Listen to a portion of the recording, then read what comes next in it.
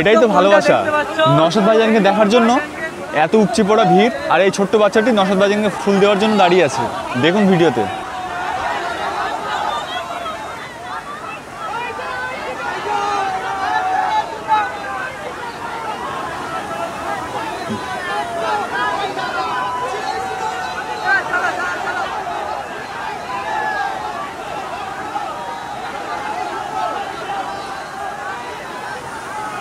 শুধু ভিড়টা দেখুন, দেখো হাত মেলানোর জন্য সবাই অপেক্ষা করে আছে, নওশাদ ভাইজানকে দেখার জন্য সবাই অপেক্ষা করে আছে।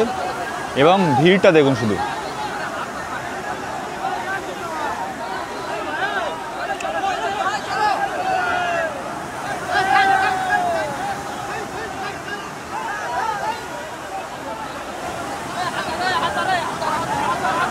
এগুলোই হলো ভালোবাসা।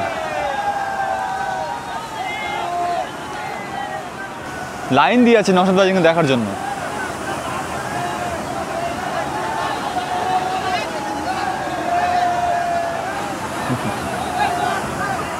ভিড়টা দেখো।